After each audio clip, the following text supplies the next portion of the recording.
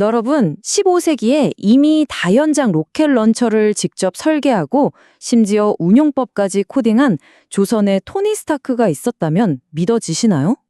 우리가 흔히 아는 문종은 어떤 이미지인가요? 아마 역사 속에서 늘 병약하고 무기력했던 왕, 그런 모습으로 기억하실 겁니다. 그런데 말이죠. 지금 보시는 이 강력한 무기, 한 번에 수백 발의 불화살을 그냥 막 퍼붓는 이 화차가 바로 그 문종이 세자 시절에 직접 설계한 작품이라면요. 네, 그래서 오늘 이 시간에는요, 그 병약한 군주라는 낡은 프레임을 완전히 벗겨내고 조선 최고의 공학자이자 또 비운의 로맨티스트, 그리고 미스테리한 죽음을 맞이했던 왕, 문종의 진짜 모습을 아주 입체적으로 한번 파헤쳐 보겠습니다. 자, 첫 번째 이야기입니다. 문종은요, 그냥 위에서 지시만 내리는 그런 왕이 아니었습니다. 국가의 문제를 기술, 그것도 공학기술로 풀려고 했던 말 그대로 왕좌에 앉은 천재 엔지니어, 요즘 말로 하면 너드킹이었던 거죠. 그의 천재성을 정말 단적으로 보여주는 사례가 바로 이거예요. 예전에는 비가 오면 그냥 땅을 파서 흙이 얼마나 젖었나 그 깊이를 보고 이 정도 왔구나 하고 대충 감으로 짐작했거든요. 근데 문종은 이게 얼마나 비과학적인지 정확히 알고 있었던 겁니다. 그래서 세계 최초로 규격화된 강우량 측정기, 바로 치구기를 직접 고안해내죠. 이게 왜 그렇게 대단하냐면요. 그냥 감에 의존하던 농업을 정밀 데이터 기반의 과학으로 완전히 바꿔버린 혁신이었기 때문입니다. 유럽보다 무려 200년이나 앞선 진정한 데이터 행정의 시작이었던 셈이죠. 하지만 이 공학 덕후 기질이 가장 폭발적으로 발휘된 분야는 따로 있었습니다. 그건 바로 국방, 군사 기술이었습니다. 요즘 말로 밀덕이라고 하잖아요. 문종은 그야말로 조선 최고의 밀리터리 덕후 임금이었습니다. 이 표를 보면 정말 입이 떡 벌어지는데요.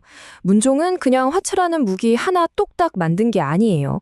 발사각도를 최대 45도까지 조절해서 사거리를 1.5배나 늘리는 도면을 직접 그렸고요. 또 상황에 따라서 신기전이라는 로켓 100발을 쏘거나 아니면 화살 200발을 쏠 수 있게끔 모듈식 시스템까지 구축했습니다. 더 놀라운 건 뭔지 아세요? 장전은 어떻게 하고 불발탄이 나면 어떻게 처리하고 지형에 따라 몇 명이 운용해야 하는지까지 아주 상세하게 적은 사용자 매뉴얼까지 직접 썼다는 겁니다. 이건 그냥 무기 개발이 아니라 전술과 훈련까지 표준화한 완벽한 무기 체계를 창조한 거죠. 아니 근데 이렇게 대단한 사람이 왜 우리는 병약한 이미지로만 알고 있었을까요? 이제부터 그 잘못된 이미지를 한번 제대로 깨부숴 보겠습니다. 실제 역사 기록 속 문종의 모습은 우리가 아는 것과 정말 180도 달랐거든요. 이 기록 좀 보세요. 명나라 사신들이 문종을 실제로 보고 남긴 감탄사입니다. 기록을 보면요. 문종은 아버지 세종대왕처럼 키가 크고 풍채가 아주 당당했다고 해요. 특히 가슴까지 내려오는 길고 아름다운 수염으로 유명해서 명나라 사신들이 그를 보고 동방의 관우라면서 극찬을 아끼지 않았다고 합니다. 활쏘기나 말타기에도 아주 능했던 그야말로 문무를 겸비한 완벽한 군주의 모습이었죠. 이렇게 모든 걸 다 갖춘 것처럼 보이는 문종에게도 정말 치명적인 아픔이 있었습니다. 바로 지독하게 불행했던 그의 사생활, 특히 3번의 결혼이었는데요. 이제 천재군주의 가장 인간적인 비극을 한번 들여다보겠습니다. 정말 그의 결혼사는 충격과 비극 그 자체였습니다. 첫 번째 세자비는 그의 사랑을 독차지하려고 흑마술을 쓰다가 쫓겨났고요. 두 번째 세자비는 궁녀와 동성애에 빠지는 조선 왕실 역사상 정말 전무후무한 스캔들을 일으켜서 폐위됐습니다. 그리고 마침내 온 마음을 다해 사랑했던 세 번째 아내 현덕왕후는 그토록 기다렸던 아들 단종을 낳은 바로 다음 날 세상을 떠나고 맙니다. 이 깊은 상실감 때문이었을까요? 문종은 평생 그녀를 그리워하면서 다시는 왕비를 들이지 않았습니다. 29년 조선 역사상 가장 긴 세자 시절을 보내면서 정말 완벽하게 왕이 될 준비를 마쳤던 문종.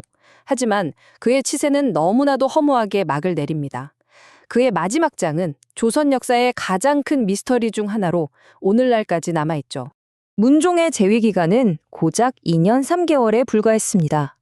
공식적인 사인은 등에 난 종기 때문이었다고 하는데요.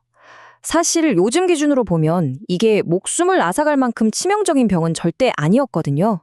그런데 그의 죽음은 너무나 갑작스러웠고 수많은 의문점을 남겼습니다. 그의 죽음 뒤에는 뭔가 의심스러운 그림자가 아주 짙게 드리워져 있습니다. 물론 29년간 아버지 대신 국정을 돌보고 또 부모님의 국상까지 연달아 치르면서 누적된 과로가 그의 몸을 쇠약하게 만든 건 사실이에요. 하지만 당시 어위였던 전순애의 치료는 상식밖이었고 그의 죽음으로 결국 12살의 어린 단중은 아무런 보호 세력 없이 왕위에 올라야 했죠. 그리고 바로 그 뒤에는 누가 있었을까요? 왕좌를 호시탐탐 노리던 야심가, 동생 수양대군이 있었습니다. 결국 문종의 죽음은 그의 아들 단종의 비극으로 이어지는 도화선이 되고 만 겁니다. 공학과 과학으로 나라를 지키려 했던 천재군주. 하지만 정작 가장 가까운 곳에서 시작된 그 비극은 막지 못했습니다. 천재의 그 집념으로도 막지 못했던 조선의 가장 큰 비극. 과연 그의 죽음은 피할 수 없는 운명이었을까요? 아니면 역사의 뒤편에 숨겨진 더 거대한 음모의 시작이었을까요? 판단은 여러분의 몫으로 남겨두겠습니다.